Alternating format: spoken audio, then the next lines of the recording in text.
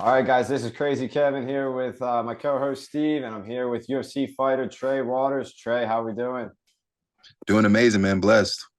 That's what's up, man. Trey, how we feeling? I just seen you got a fight announced. How we doing? Feeling amazing, man. I'm feeling prepared. I'm ready. I'm looking forward to it. I feel like it was one of the best matchups that I could have possibly got, honestly, at this point in my career. And I feel great about it.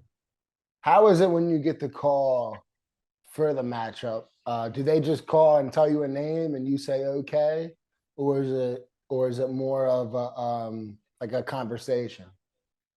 It's more of a name and a date, and that's it. So my manager, he gave me the name and the date, and I told him yes before I even knew who Billy was. I didn't know at all of him, didn't look him up. And I was like, yeah, let's do it. Then I looked him up. Okay. Now, how did you find out he was going to be a good matchup for you? You said you fare against him well. How'd you find that out? Just looking into his catalog a little bit, looking at what he's done. I see he presents danger. He presents problems to most guys, but not to give away too much, but what like the problems that he creates with these guys, it's because they allow him to do something that I want to say, to keep it very simple, but he will not be able to do what makes him good against me. Right. And when you say that, what is that just a confidence thing, or is that of like when It you say he can't do what makes him good against you, is that you just mhm. talking pretty much shit or No, not at all. It's not.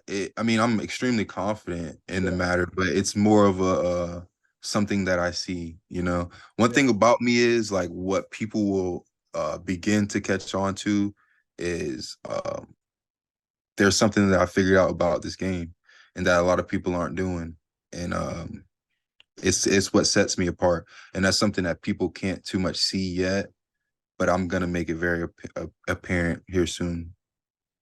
absolutely. I'm looking forward to that. Now, with your fight coming up as well too, it's March now. When do you start your fight camp? And with your fight camp, who are you training with for this fight coming up with Billy? So I stay ready.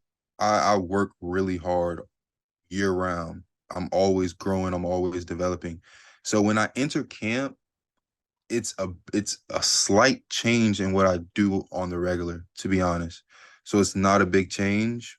Um, but in my camp, I here in Jacksonville, we have great fighters. My boy who is in the UFC as well. We got Preston Parsons, we got Austin Lane, we got Ramon Tavares, we got lots of great people. We got my boy Kuba Kashuba. We have tons of great guys, tons of good people to work with here in Jacks. But I also train in Orlando at Fusion XL with some of the best guys in the world. I'm sure you're familiar. Yes, yeah, absolutely. And with your first matchup in the UFC, you were facing Josh Quinlan, and when you were facing Josh, you definitely had a standout performance, I would say. How did your confidence feel after a performance like that, and how does it help you going into this matchup with Billy? There's tons of confidence that comes from a performance like that against a guy like that. So at the point that I fought Josh, he had never been defeated. He had very similar credentials to Billy right now, with him being 1-0 in contender, him being 1-0 in the UFC. It's the same thing that Josh Quinlan was coming off of, and Josh Quinlan had never been defeated ever at all, not amateur, not professional. So that's the difference I believe Quinlan at the time that I fought him, I seen him as more of a difficult matchup than I see Billy, just to be all the way honest, because it's it's just I see a lot of holes in Billy. I see a lot of ways that I will exploit him. When so when your fight weight, is it significantly different than your walk around weight? Like when you're preparing for a fight, are you watching what you eat a lot more, or is it kind of, a little bit more natural? No, so like I'm a big guy. I'm a big welterweight based off my height, and but honestly, man, I don't have a hard time cutting weight like everybody thinks I do. Everybody claims I'm this weight bully, but I probably cut less weight than than there's a lot of guys in the division. To be honest, I walk at about like 185, Okay. so it's not that big That's of a still deal. about 15, right? Nah, guys in the UFC, they're all walking at like 20 over, like Yeah, that's crazy to me because I mean I wrestled in high school. I cut a little bit, but right. nothing close to like how you just said. Like you hear some of these guys doing. No, trust me, everyone is squeezing. They're squeezing down into the weight class. If they're fighting at welterweight, they walk at higher than 185. Most guys, that's not for everyone, but Yeah. most guys. So when you're weak up, is do you kind of squeeze it like fast a lot to the weigh in, or like you're naturally kind of go into it? I used to so like before I got into the UFC, I used to like save it. I would wait Yeah, and cut all the weight last minute yeah. and found out that was not the healthiest way. And now with the guys that help with nutrition and stuff at the UFC, they make things a lot more smoother. They they're great at what they do, and they make things a lot easier for sure.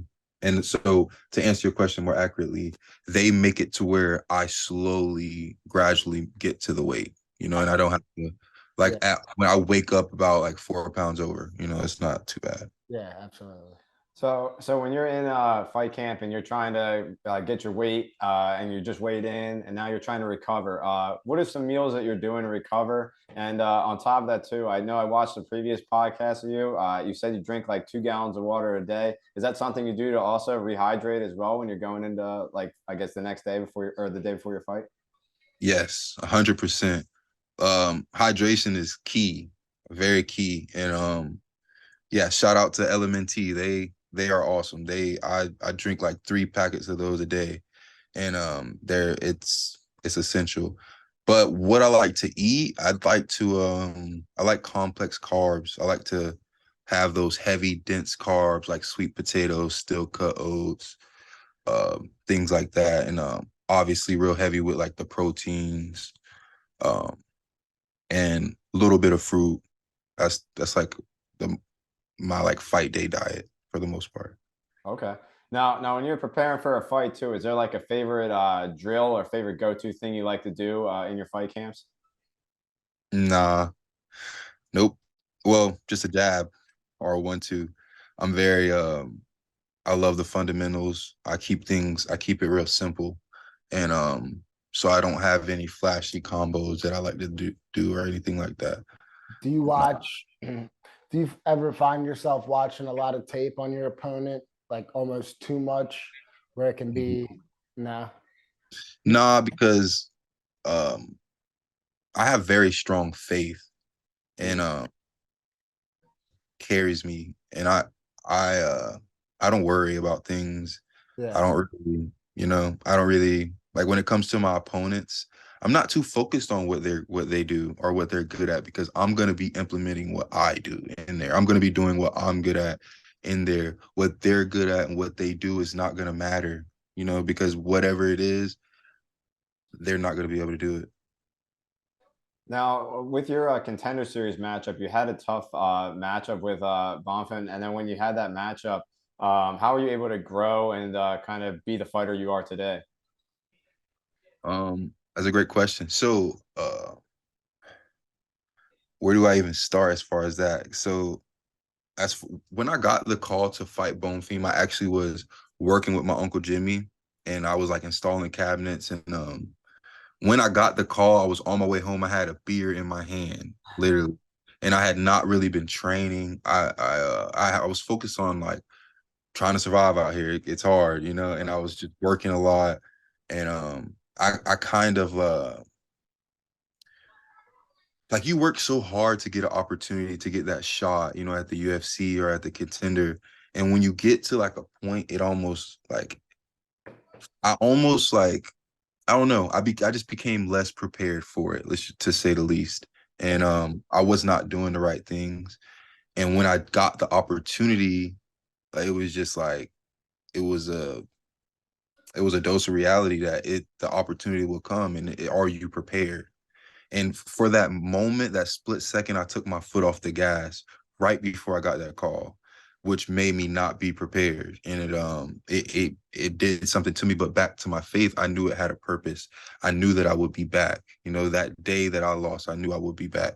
And I knew I would be back. And when I was ready, you know, I knew that I was denied for a reason, you know, and I figured out what that reason was. And I before that fight, I'd never done a session of strength and conditioning, not one. And I was very technique based, and which I still am, but I have like I have a very like strategic strength and conditioning program.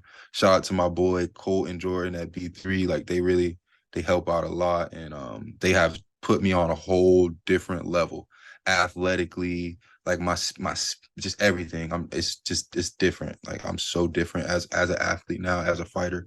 And I feel complete. I feel absolutely complete. And even in the fight with Bonfim, with me being so unprepared, I just can see how when I'm prepared, that fight goes different.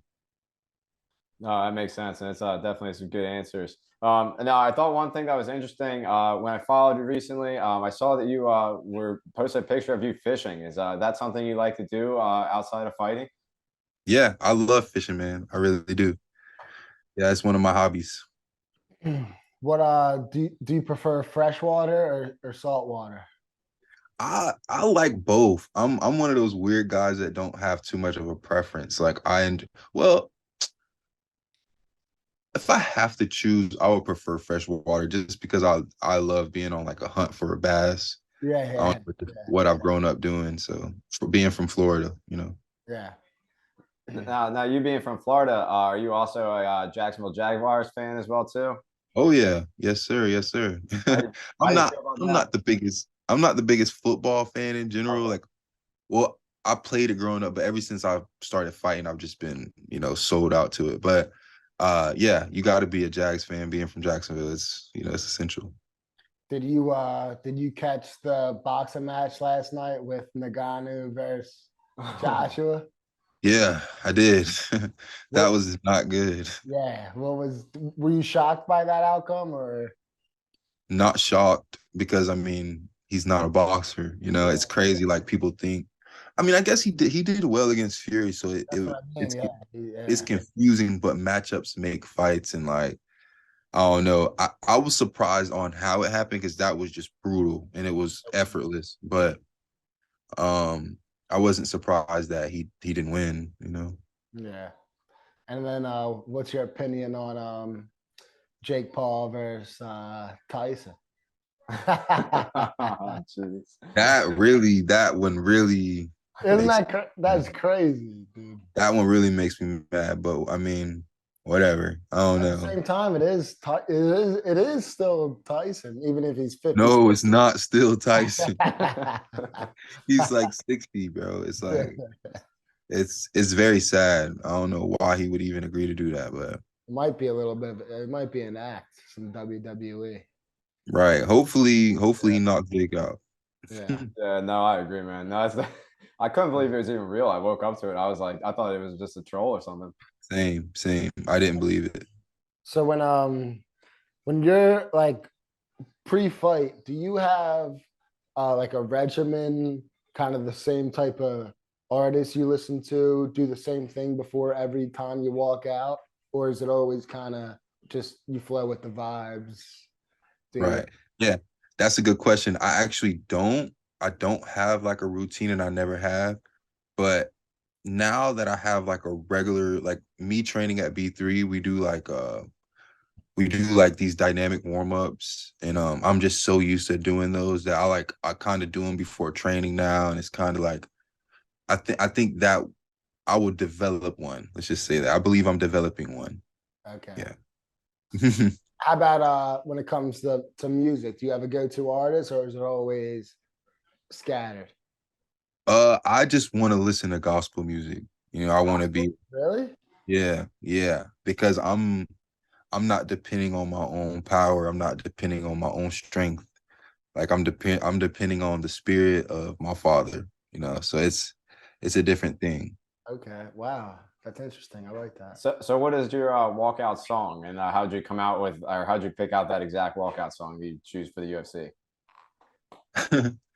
uh, that's so funny. It intertwines with the previous question. Okay. So it's gonna be I'm gonna walk out to a song called Your Spirit. Okay. And it's basically saying like, not by might, not by power, but by your spirit, God. Send your spirit, God.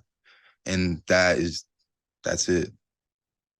That's awesome, man. No, that's pretty cool. I definitely wouldn't have expected you to be doing gospel. With that being said, too, when you first started fighting, is there any fighters that you have in the gym that maybe took you under your wing when you first started and you were a young fighter? Um, yeah, my first coach, Dean Grant. Okay. I can't explain enough how much he contributed to me, not only as a fighter, but as a man. You know, he really he was the first example of like, he made being a lover cool to me, because I always had interest, like I've always been like a lover at heart, but growing up where I grew up, that could easily get taken advantage of. So like I realized through Dean, because he was just the nicest guy, most loving guy in the world, but he would whoop anybody. You know, I realized how good, and I was like, wow, like, and it kind of like, it turned on a light for me, like, wow, like, you can, it almost unlocks you to be that, like, if you become a lion, then it allows you to be that lamb you really are. And that's kind of like, that explains me a lot. Right. Now, after a fight like Billy, if you see yourself coming out with a win, where do you see yourself with the rankings? How long do you think it takes to crack into the rankings? And do you have anybody else in mind besides Billy? So when I KO Billy, I believe that'll put me in a good space in my career. But I plan on going all the way. I plan on beating everyone. Like, honestly, I feel like I'm on a very high level, and I'm ready to show it. After this fight, I want to fight. I want a quick turnaround. I want to be extremely active. I will leave this fight without damage, so it won't. I will fight again fast, and I want to get very active, and I want to take over this division. Do you have a certain card that you're looking to try and get on after Billy's card, or after the Billy fight in May 11th? Well, I haven't looked into it, but I need to. I actually need to. From a gambler's perspective, I love the bet. You get better odds if you predict the outcome of a fight. Mhm. Me asking you with the Billy fight, do you have could you predict an outcome you would say for this fight? I believe I KO him in 2 or 3. 2 or 3? Okay. Yeah. I like it. Trey, now I mentioned too when I was first bringing up the interview to you that I'm a Taekwondo instructor. I've been doing Taekwondo for about 20 years, and I've been teaching at my gym for about 6 years now. My Mhm. question to you is, with these guys that have been training, what is any advice you have for them to help them keep training and help getting better every single day in the gym?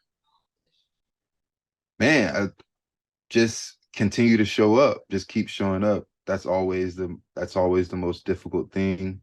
And I believe if you show up, everything will fall into place. Just continue to show up. Consistency. The winners are the losers who never quit, you know? No, that's a good point. That's a good quote for sure. Yeah, I like that quote. Yes, sir. So Trey, Amen.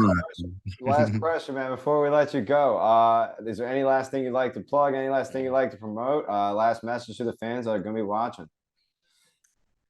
Man, I would just take this time to exalt the name that's only worthy of being exalted, and that's Jesus Christ. You know, get with him. Absolutely. I love that. Trey, man, we're looking forward to your fight, May 11th, and we're definitely looking forward to your career. Like I said, man, I'm really high on you, and I definitely think you're going to be going far. So thanks for coming on for an interview, and hopefully maybe in the future we can run another one back. Absolutely. Yes, sir. I would love to, man. I really appreciate you guys. It was a pleasure. Yeah, man. Yep. Thank you so We'll be much for rooting coming you. on. Yep. Thanks. Yeah, of course, man. God bless you guys. Absolutely. You too, bro. All right, man. Take it later. See you later. Bye bye. All right, brother. Yo.